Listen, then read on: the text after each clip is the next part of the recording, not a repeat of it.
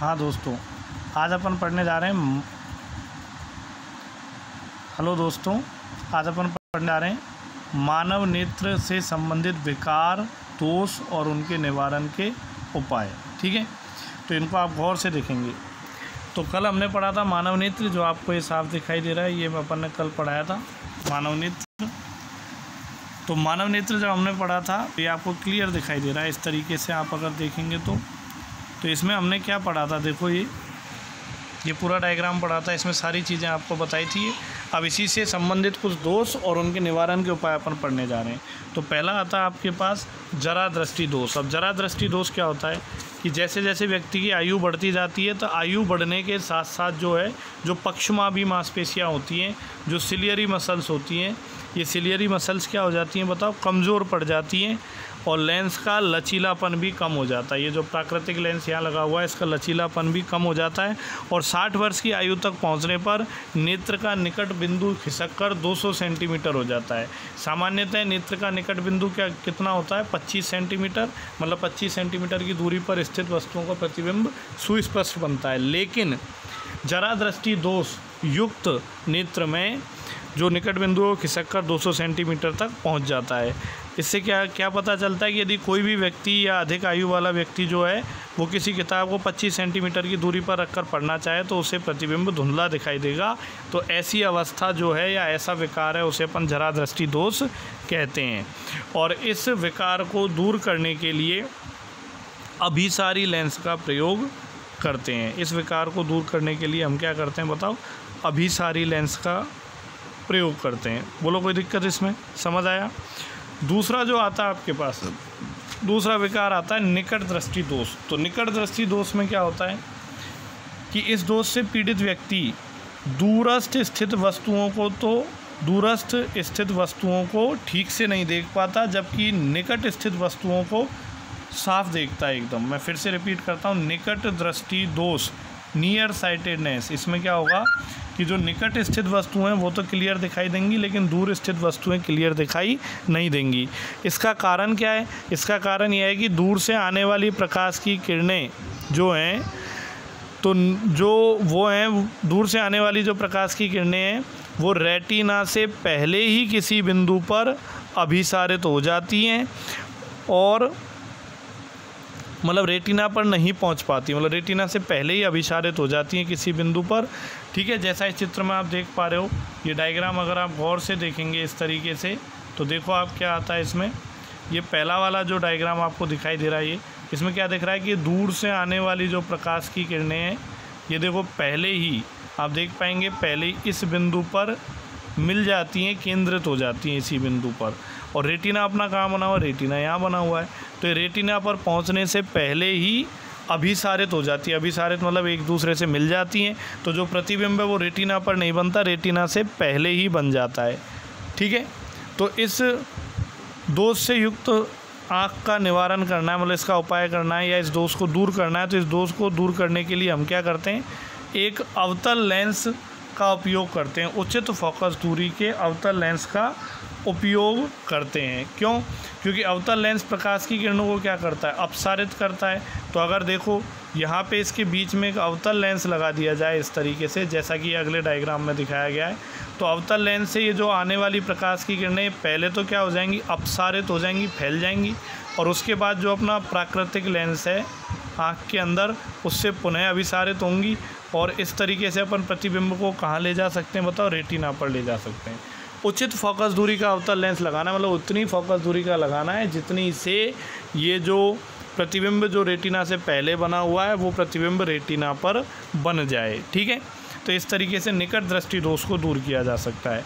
तीसरा आपके पास आता है दीर्घ दृष्टि दोष। दीर्घ दृष्टि दोष में क्या होता है कि इस प्रकार के दोष से पीड़ित मनुष्य नेत्र के निकट स्थित वस्तुओं को, तो जो निकट स्थित वस्तुएं हैं उनको ठीक से नहीं देख पाता है, जबकि दूर स्थित वस्तुओं को वो एकदम साफ और स्वच्छ देख पाता है।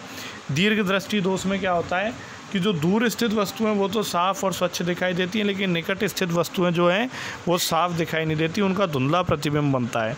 क्यों होता है? क्योंकि इसमें क्या होता है कि नेत्र पर किसी भी वस्तु का प्रतिबिंब जो है वो रेटिना के पीछे बनता है। जो वस्तु निकट स्थित है, जैसे मान लो आप ये दूसरे डायग्राम में आप देख पाओगे, दूसरे डायग्राम में ये कोई बिंब है या वस्तु है, इससे आने वाली प्रकाश की किरणें ऐसे हैं। तो ये देखो मानव नेत्र में जो लेंस लगा हुआ है इससे अभिसारित होकर कहाँ जाके मिलती हैं बताओ? यहाँ जाके मिलती हैं, रेटिना के पीछे जाके मिलती हैं। इस जगह पे बोलो, रेटिना के पीछे जाके मिलती है, मतलब प्रतिबिंब रेटिना पर नहीं बनता, रेटिना के पीछे बनता है, इसलिए स्पष्ट दिखाई नहीं देता है। तो इस दोष के निवारण के लिए क्या करना चाहिए कि किरणें दूर जाके अभिसारित हो रही हैं, हमें पास में अभिसारित करनी है, तो हम क्या करेंगे, एक उचित फोकस दूरी के उत्तल लेंस का उपयोग करते हैं। तो हमारी आँख से पहले, मतलब जो चश्मा लगाते हैं उस चश्मे में एक उचित फोकस दूरी का उत्तल लेंस लगाया जाता है। तो ये पहले उत्तल लेंस से ये प्रकाश की किरणें कुछ अभिसारित हो जाती हैं, और फिर जो आँख का प्राकृतिक उत्तल लेंस है उससे भी कुछ प्रकाश की किरणें अभिसारित होती हैं, और इनका प्रतिबिंब कहाँ बनाया जाता है फिर बताओ? रेटिना पर बनाया जाता है। तो इसलिए उचित फोकस दूरी के उत्तल लेंस का उपयोग किया जाता है। उचित फोकस दूरी मतलब इतनी फोकस दूरी जिससे कि प्रतिबिंब जो रेटिना के पीछे बन रहा है वो प्रतिबिंब रेटिना पर बन जाए। ठीक है, तो इस तरीके से अपन दीर्घ दृष्टि दोष का निवारण कर सकते हैं। ठीक है, चौथा आपके पास आता है अबिंदुकता, एस्टिग्मेटिज्म। ये इंपॉर्टेंट है एग्ज़ाम के दृष्टिकोण से, कई बार 1-1, 2-2 नंबर में पूछा गया, तो इसको ध्यान से सुनेंगे आप। अबिंदुकता में क्या होता है? इस प्रकार के दोष में नेत्र लेंस की वक्रता भिन्न भिन्न तलों के लिए भिन्न भिन्न होती है। समझ पा रहे हो आप? जो नेत्र लेंस है उसकी वक्रता त्रिज्या या उसकी फोकस दूरी जो है वो अलग अलग तलों के लिए, तल का मतलब ये हो गया ऊर्ध्वाधर तल, क्षैतिज तल, आ रहा समझ में? तो इस तरह के अलग अलग तलों के लिए क्या होता है, जो लेंस की फोकस दूरी है या वक्रता त्रिज्या है वो भिन्न भिन्न हो जाती है। तो भिन्न भिन्न होने के कारण ऐसा व्यक्ति सभी दिशाओं में या सभी तलों में एक जैसा नहीं देख पाता है। कैसे? जैसे अपन एक ग्राफ पेपर की बात करें तो ग्राफ पेपर में क्या होता है बताओ? ऊर्ध्वाधर लाइनें भी होती हैं और क्षैतिज लाइनें भी होती हैं, ऊर्ध्वाधर लाइनें भी होती हैं और क्षैतिज लाइनें भी होती हैं ग्राफ पेपर में। लेकिन इस रोग से पीड़ित व्यक्ति जब ग्राफ पेपर को देखता है तो जब क्षैतिज लाइनों को देखने की कोशिश करता है, क्षैतिज लाइनों पे कंसंट्रेट करता है तो उसे ऊर्ध्वाधर लाइनें दिखाई नहीं देती हैं, और ऊर्ध्वाधर लाइनों पे कंसंट्रेट करता है तो उसे क्षैतिज लाइनें दिखाई नहीं देती हैं। ठीक है, तो ये वाला जो दोष है इसमें क्या होता है कि लेंस की वक्रता त्रिज्या या फोकस दूरी भिन्न भिन्न होने के कारण व्यक्ति सभी दिशाओं में एक जैसा नहीं देख पाता है। एक दिशा में क्लियर देख पाएगा तो दूसरी दिशा में वो धुंधला देखेगा।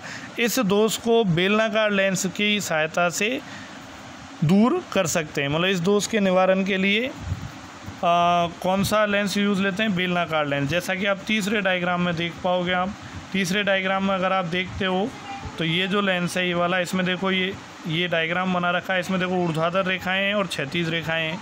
ठीक है, जब व्यक्ति इनको देखता है तो इसको देखो ऊर्ध्वाधर रेखाएं तो क्लियर दिखाई देंगी, लेकिन क्षैतिज रेखाएं ऐसे घूमी हुई मुड़ी हुई दिखाई देती हैं इस तरीके से।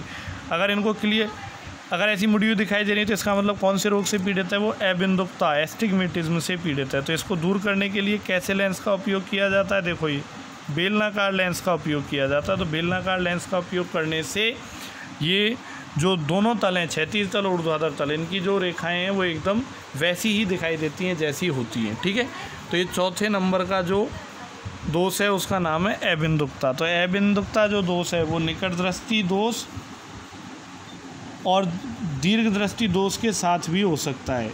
मतलब हो सकता है निकट दृष्टि दोष हो साथ में या दीर्घ दृष्टि दोष हो। ठीक है, कोई दिक्कत इसमें समझ आया आपके? तो ये था आपके पास मानव नेत्र और नेत्र के दोष और उनके निवारण के उपाय। अब अपन पढ़ रहे हैं प्रकाशिक यंत्र। प्रकाशिक यंत्र में अपन ने सबसे पहला जो प्रकाशिक यंत्र पढ़ा है वो पढ़ा है मानव नेत्र। प्रकृति द्वारा प्रदत्त जो प्रकाशिक यंत्र है वो है मानव नेत्र। ठीक है, अब अगला जो अपन पढ़ने जा रहे हैं, अगला जो पढ़ेंगे वो अपने पास आता है सूक्ष्मदर्शी। क्या आता है बताओ? सूक्ष्मदर्शी। प्रकाशिक यंत्रों में दूसरा प्रकाशिक यंत्र क्या होता है बताओ? सूक्ष्मदर्शी, जो मानव द्वारा निर्मित है। मानव नेत्र तो प्रकृति द्वारा निर्मित है, ठीक है, और जो सूक्ष्मदर्शी जो है वो मानव द्वारा निर्मित है। ठीक है, तो मानव द्वारा निर्मित है सूक्ष्मदर्शी। तो सूक्ष्मदर्शी के बारे में लेते हैं अब जानकारी। देखो आप, सूक्ष्मदर्शी क्या होता है, गौर से देखेंगे आप इसको। तो सूक्ष्मदर्शी देखें आप, यह एक यह एक ऐसा प्रकाशिक उपकरण है जिसकी सहायता से सूक्ष्म वस्तुओं का बड़ा और आवर्धित प्रतिबिंब देखा जा सकता है। जो छोटी वस्तुएं होती हैं उनका प्रतिबिंब बड़ा करके देखा जा सकता है, आवर्धित करके देखा जा सकता है। अब सूक्ष्मदर्शी भी दो प्रकार के होते हैं, एक होता है सरल सूक्ष्मदर्शी, दूसरा होता है संयुक्त सूक्ष्मदर्शी। तो पहले की बात करें सरल सूक्ष्मदर्शी की, तो यह एक ऐसा प्रकाशिक उपकरण है जो सूक्ष्म वस्तुओं का बड़ा एवं आवर्धित प्रतिबिंब बनाता है। जो छोटी वस्तुओं का बड़ा और आवर्धित मतलब कई गुना बड़ा प्रतिबिंब बनाता है। ठीक है, अब इसकी बनावट क्या होती है, बनावट को समझेंगे आप। तो बनावट में देखें, इस डायग्राम को गौर से देखेंगे, किरण चित्र को, इसकी सहायता से मैं आप समझाता हूँ। बनावट में क्या होता है, इसमें एक कम फोकस दूरी और छोटे द्वारक का उत्तल लेंस होता है। देखो, कम फोकस दूरी और छोटे द्वारक का उत्तल लेंस लगा होता है। इसके ऊपर क्या करते हैं, इसको एक प्लास्टिक या धातु के फ्रेम में कवर्ड होता है। जैसा आपने देखा होगा सोनारों के पास होता है ऐसा गोल गोल सा, ऐसा एक पाइप सा होता है, ये लेंस होता है। इस लेंस में से आर पार देखते हैं अपन यहाँ से हैंडल से पकड़ के, ठीक है ना। तो ऐसी आकृति आपने देखी है, वो सोनार वगैरह जब सोना वगैरह देखते हैं तो उसमें देखो ऐसा इस टाइप का आपने देखा होगा, आपकी ज्योमेट्री बॉक्स में भी आता है।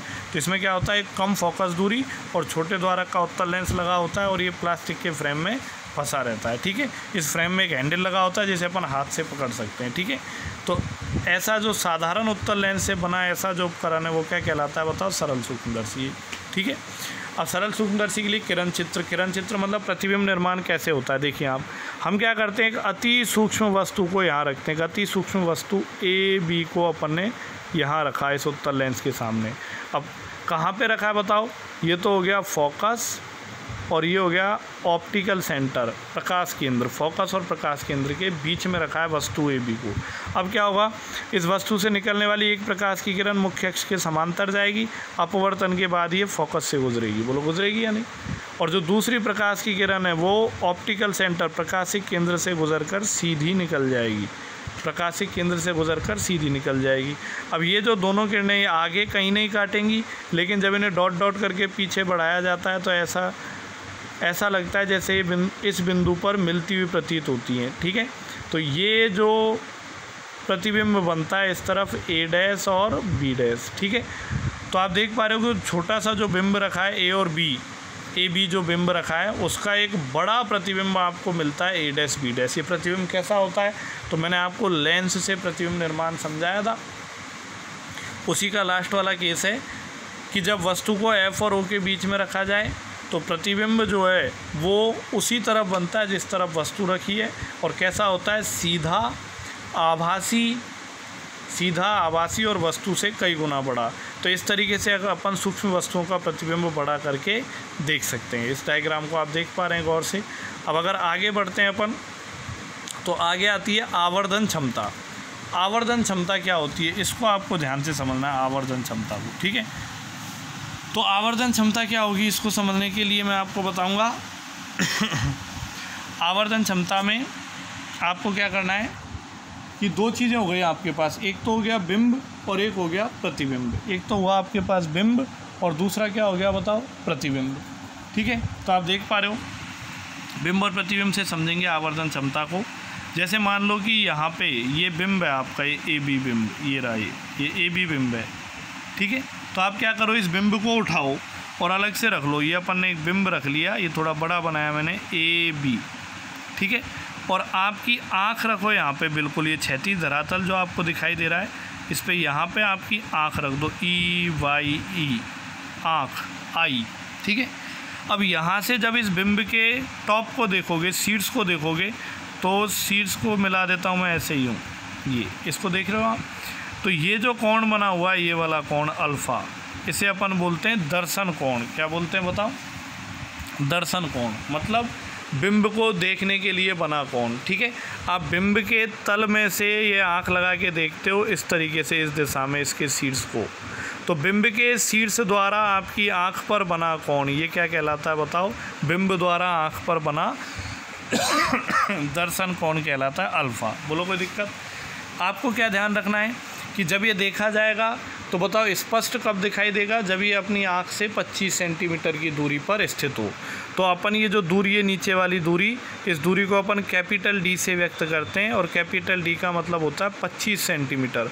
25 सेंटीमीटर की दूरी को कैपिटल डी से व्यक्त करेंगे। इसे अपन बोलते हैं निकटतम बिंदु या आँख का निकट दृष्टि परास। मतलब क्योंकि हम जानते हैं कि 25 सेंटीमीटर की दूरी पर स्थित जो वस्तु है उसका प्रतिबिंब हमें क्लियर दिखाई देता है। तो हम क्या करते हैं, बिंब को इस डायग्राम में से बिंब को अलग से उठा लिया, ए बी बिंब को, उसको आँख से 25 सेंटीमीटर की दूरी पर रखा, और जब बिंब के टॉप को देखेंगे, सीड्स को देखेंगे, तो ये जो कोण बनेगा इस कोण को बोलेंगे बिंब द्वारा आँख पर बना दर्शन कोण, जब बिंब 25 सेंटीमीटर की दूरी पर स्थित हो। फिर से सुने, इस अल्फा कोण को क्या बोलेंगे, बिंब द्वारा आँख पर बना दर्शन कोण, जब बिंब आँख से 25 सेंटीमीटर की दूरी पर स्थित हो या निकटतम दृष्टि परास पर स्थित हो। तो अल्फ़ा आपको क्लियर है, बोलो कोई दिक्कत।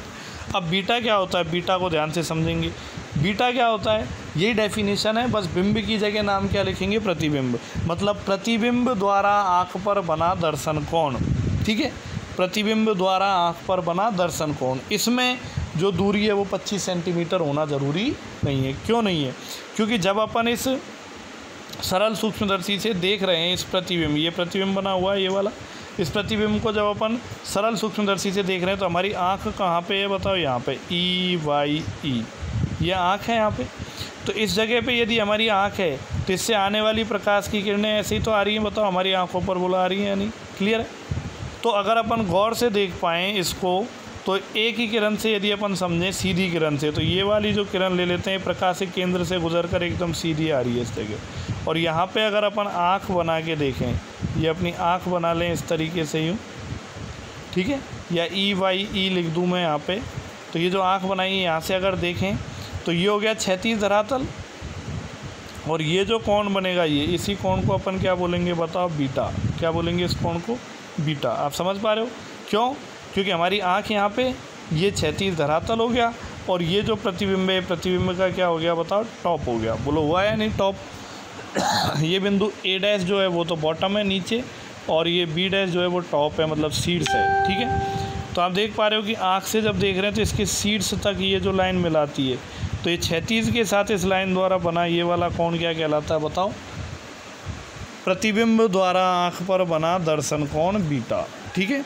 तो हम यहाँ से देख रहे हैं इस प्रतिबिंब को, तो प्रतिबिंब द्वारा आँख पर बना दर्शन कोण बीटा हमें यहाँ मिलेगा। लेकिन अगर गौर से देख पाओ तो देखो ये एक क्षैतिज रेखा है, और नीचे जो खिंची हुई है ये भी एक क्षैतिज रेखा है, दोनों एक दूसरे के समांतर हैं।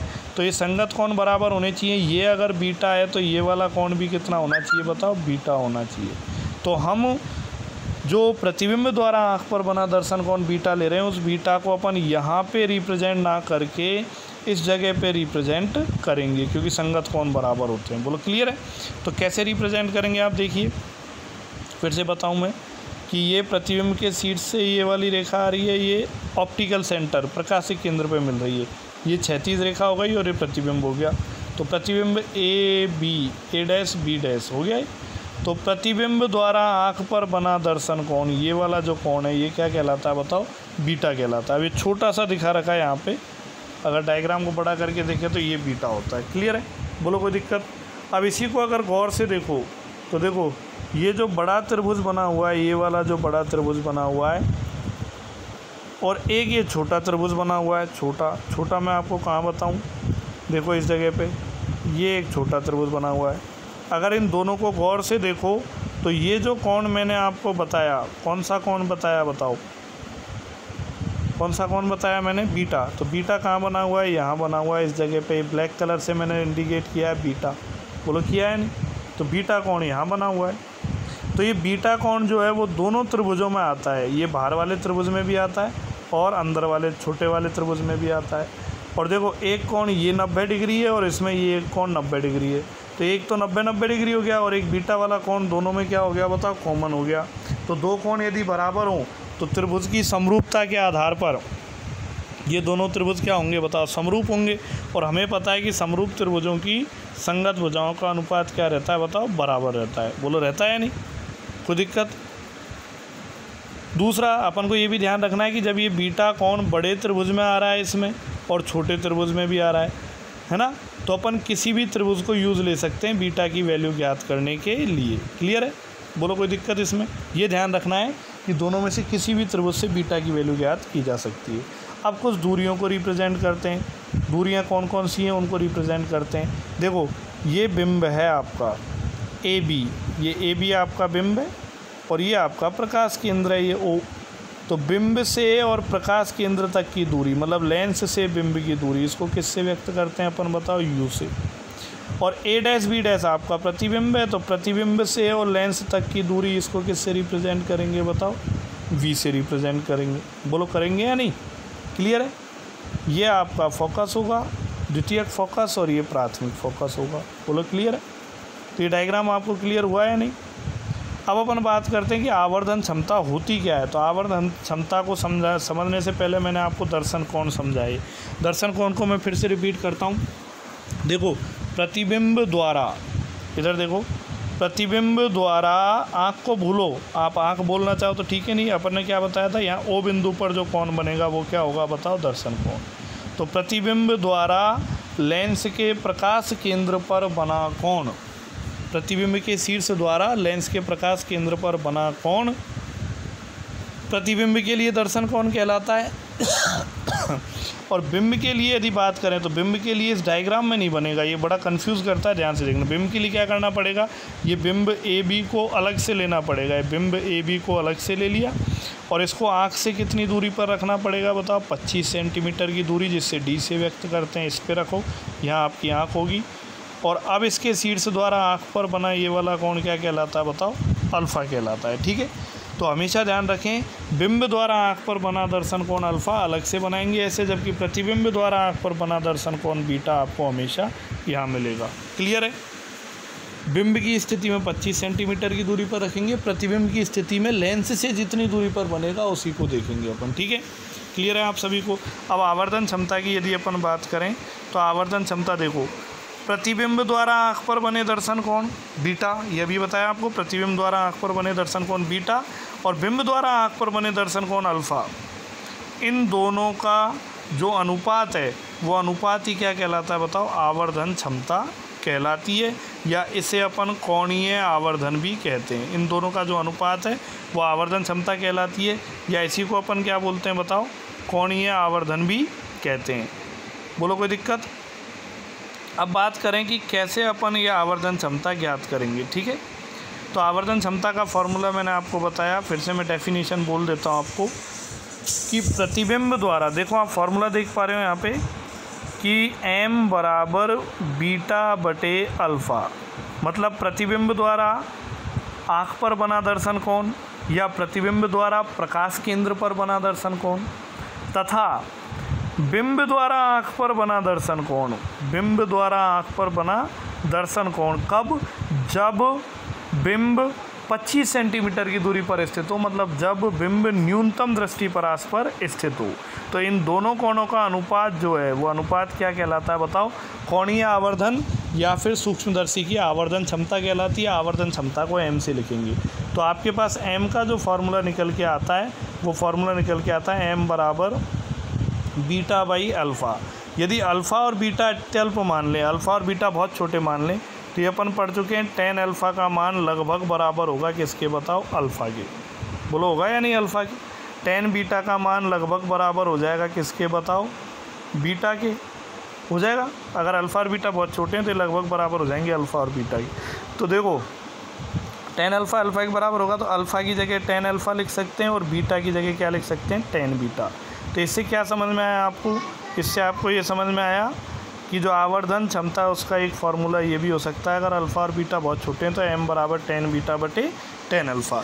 अब इसी को आगे अगर कैलकुलेट करें अपन तो कैसे कैलकुलेट करेंगे आप देखें, tan बीटा बटे tan अल्फ़ा करना है तो पहले tan अल्फ़ा ज्ञात करेंगे। tan अल्फ़ा के लिए मैंने आपको क्या समझाया, आप बिंब ए बी को उठाएंगे, ए बी बिंब हो गया, इसकी ऊंचाई अपन ने कितनी मान ली बताओ, h, और इससे 25 सेंटीमीटर की दूरी पर अपनी आँख है, या EYE आँख है, कितनी सेमी की दूरी पर, 25 सेंटीमीटर की दूरी पर, और इसको ऐसे तिरछा मिलाएंगे तो ये जो कोण बनेगा ये कोण कितना होगा बताओ, अल्फ़ा। अब इससे tan अल्फ़ा कैसे ज्ञात करेंगे, tan अल्फ़ा तो आप देख पा रहे हो tan अल्फ़ा बराबर लंब बटे आधार, लंब हो गया AB और आधार हो गया ए ई बिंदु नाम दे दिया इसको, तो आधार हो गया ए ई। तो tan अल्फ़ा बराबर ए बी बटे ए ई, और ए बी को किससे रिप्रेजेंट किया, एच से। एच क्या है, बिंब की ऊंचाई, बिंब ए बी की ऊंचाई। तो ए बी की जगह अपन ने एच लिख दिया, और नीचे ए ई क्या है, न्यूनतम दृष्टिपरास 25 सेंटीमीटर, जिसे कैपिटल डी से व्यक्त करेंगे, तो ए ई की जगह कैपिटल डी लिख दिया। तो इस तरीके से अपन को मिल गया समीकरण नंबर 2। ये मिला या नहीं, ये समीकरण नंबर 2 मिला, ठीक है। फिर अपन बात करें tan बीटा कैसे ज्ञात करेंगे। तो tan बीटा कैसे ज्ञात करेंगे, पिछले डायग्राम में चलें आप। इस डायग्राम में मैंने आपको बताया था बीटा कहाँ बनेगा। आप देखो बीटा कौन यहाँ बनेगा इस जगह पे, ये क्या बना हुआ है बताओ, ये वाला कौन कितना है, बीटा। अभी जो tan बीटा है वो मैंने बताया था बड़े त्रिभुज से भी ज्ञात कर सकते हैं, बड़े वाले त्रिभुज से, इससे इसमें भी आता है। और अगर कैलकुलेशन को इजी बनाना चाहें तो ये छोटे त्रिभुज से भी ज्ञात कर सकते हो। तो अपन छोटे त्रिभुज से ज्ञात करेंगे tan बीटा।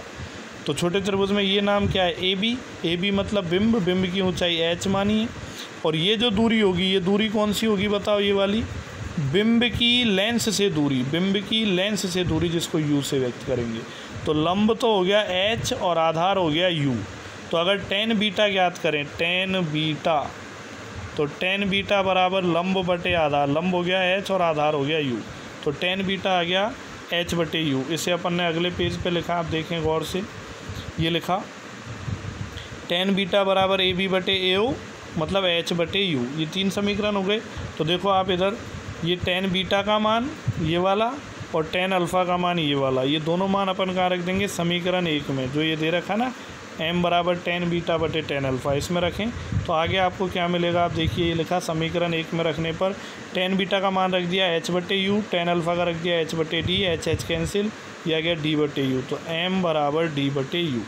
ये आ गया आपके पास सरल सूक्ष्मदर्शी का आवर्धन। अब इसमें 2 छोटे छोटे केस आते हैं। पहला केस क्या आता है कि जब अंतिम प्रतिबिंब, जो अंतिम प्रतिबिंब बनाए वो न्यूनतम दृष्टिपरास पर बने, मतलब जो अंतिम प्रतिबिंब है वो 25 सेंटीमीटर की दूरी पर बने, मतलब क्लियर दिखाई दे। तो उस केस में क्या होगा, तो फिर से पिछले डायग्राम में चलते हैं अपन। कंडीशन है ये, ऐसा होता नहीं है, ये स्पेशल केस है, विशेष। अगर ऐसा होता है तो क्या होगा, तो हम ये कह रहे हैं कि ये जो अंतिम प्रतिबिंब बना हुआ है ए बी, जिसकी दूरी को अपन ने लेंस से दूरी को किससे व्यक्त किया है बताओ, v से। प्रतिबिंब की दूरी को किससे व्यक्त करते हैं बताओ, v से व्यक्त करते हैं या नहीं। लेकिन हम कंडीशन लगा रहे हैं कि ये जो प्रतिबिंब है वो कितनी दूरी पर स्थित है बताओ, कितनी दूरी पर बना है, न्यूनतम दृष्टिपरास। न्यूनतम दृष्टिपरास मतलब 25 सेमी, मतलब d से व्यक्त करेंगे, तो d मान लें। और देखो इसकी दूरी हमेशा प्रकाश केंद्र से नापी जाएगी, और प्रकाश केंद्र से इस दिशा में नापी जाएगी। तो आपतित किरण के विपरीत दिशा में नापी गई दूरी ऋणात्मक होती है, तो ऋणात्मक लेंगे। तो v बराबर -d। हमने कंडीशन लगाई कि अंतिम प्रतिबिंब जो है वो 25 सेंटीमीटर दूरी, मतलब d दूरी पर बनेगा। तो अंतिम प्रतिबिंब की दूरी v की जगह क्या लिख सकते हैं, -d लिख सकते हैं, ठीक है। तो आप देखिए, और जो ये बिंब रखा हुआ है यहाँ पे, ये बिंब की दूरी भी अगर इधर से नापे तो इसी दिशा में नापेंगे। तो आपतित किरण के विपरीत दिशा में नापी गई दूरी ऋणात्मक, तो u को भी क्या लेंगे बताओ, -u। अब देखें आप अगले पेज में, देखो जब प्रतिबिंब न्यूनतम दृष्टिपरास पर बने तो v का मान -d हो जाएगा इस जगह पे, ये वाला, और u डैश का मान क्या हो जाएगा बताओ, -u हो जाएगा। ये यहाँ पे माइनस नहीं लिखा हुआ, आप लिख लें u डैश का मान -u। अब लेंस सूत्र लगाएं। लेंस सूत्र क्या होता है, 1/f बराबर 1/v माइनस 1/u। 1/f ऐसे रहेगा, v की जगह रख दिया -d, और u डैश की जगह रख दिया -u। तो अब देखिए आप -1/d को इधर ट्रांसफ़र करोगे आप, तो ये प्लस में आ जाएगा इस जगह पे, तो इधर प्लस में आएगा, तो ये हो जाएगा 1/f प्लस 1/d, और इधर माइनस माइनस प्लस हो जाएगा, तो इधर क्या हो जाएगा 1/u। तो ये रिजल्ट निकल के आया 1/u बराबर 1/f प्लस 1/d। इसी को अपन समीकरण 4 में रखें, तो समीकरण 4 अपना कहाँ है आप देख पा रहे हो, इसको उठा के समीकरण 4 में रख दो, मतलब ये d/u है, तो d को तो ऐसे ही रहने दो, और 1/u की जगह पे अपन क्या लिख सकते हैं, 1/f प्लस 1/d। तो ये अगर समीकरण 4 में रखें तो अपन नेक्स्ट पेज में जाएं तो देखो आप ध्यान से, d ऐसे ही था, और 1/u की जगह 1/f प्लस 1/d रख दिया है, रखा है नहीं, d को अंदर गुणा किया, तो देखो d/f और प्लस d/d, d से d कट गया, तो ये आ गया 1 + d/f, 1 + d/f। तो जब अंतिम प्रतिबिंब न्यूनतम दृष्टि परास पर बने तब आवर्धन क्षमता का फॉर्मूला क्या होता है, m बराबर 1 + d/f। d क्या है यहाँ पे बताओ, न्यूनतम दृष्टि परास 25 सेंटीमीटर, और f क्या है बताओ, f फोकस दूरी, जो लेंस अपन ने लिया उत्तल लेंस उसकी फोकस दूरी। क्लियर है। इसी में दूसरा केस लगाते हैं कि जब प्रतिबिंब अनंत पर बने, मान लो कि जो अपना प्रतिबिंब बन रहा है वो अनंत दूरी पर बन रहा है। अनंत दूरी पर मतलब कैसा बन रहा है, बिंदु आकार का बहुत छोटा प्रतिबिंब बन रहा है। तो अनंत दूरी पर यदि प्रतिबिंब बनता है तो क्या होगा, तो इसके लिए कंडीशन लगाई। तो फिर से वो पीछे वाले डायग्राम में मैं आपको लेके चलूँ अगर, तो देखो अब की बार कह रहे हैं कि ये जो प्रतिबिंब है, ये वाला जो प्रतिबिंब अनंत दूरी पर बन रहा है, तो इसकी दूरी को v से लिखेंगे। और अनंत पर बन रहा है ऐसा मान रहे हैं हम, तो अनंत पर तो दूरी किसके बराबर हो गई, अनंत के बराबर। और माइनस चिन्ह क्यों लगाया, क्योंकि विपरीत दिशा में नाप रहे हैं। और u बिंब की दूरी को नापें तो वो भी क्या रहेगी बताओ, -u। ये दोनों कंडीशन अगर अपन लगाएं तो आपको क्या मिलेगा, देखो इस जगह पे मैंने कंडीशन लगाई, v की जगह माइनस अनंत और u की जगह -u। वही लेंस फार्मूला लगाया, 1/f बराबर 1/v माइनस 1/u। v की जगह माइनस अनंत लिख दिया, u की जगह -u लिख दिया। 1/अनंत, 1/अनंत या 1/-अनंत, इसका मान कितना होता है 0, तो इसकी जगह तो 0 आ जाएगा। तो इधर क्या रह जाएगा, माइनस माइनस प्लस 1/u। तो 1/f बराबर 1/u, बोलो मिला या नहीं। और इसी को 1/f बराबर 1/u है, इसी को समीकरण 4 में रखें। तो याद करो समीकरण 4 क्या था, ये रहा समीकरण 4 आपका, m बराबर d/u। इसमें 1/u की जगह क्या रखना है बताओ, 1/f। ध्यान से देखना आप, तो d/u में 1/u की जगह अपन क्या रख देंगे, 1/f। तो फॉर्मूला क्या हो जाएगा, m बराबर d/f। तो जब अंतिम प्रतिबिंब अनंत पर बने तब सरल सूक्ष्मदर्शी की फोकस दूरी का जो सूत्र है वो क्या निकल के आता है बताओ, m बराबर d/f। तो आज की वीडियो में, इस वीडियो में इतना ही। नेक्स्ट वीडियो दोपहर तक और आएगी, उसको भी आप करें तैयार। इनको आप लिख लिख के देखें, खुद हाथ से डायग्राम बनाएं, प्रैक्टिस करें। नेक्स्ट वीडियो में अपन संयुक्त सूक्ष्मदर्शी पढ़ेंगे, ये भी जो कि इम्पोर्टेंट है बोर्ड एग्ज़ाम के लिए। Okay, thank you. इस वीडियो में इतना ही।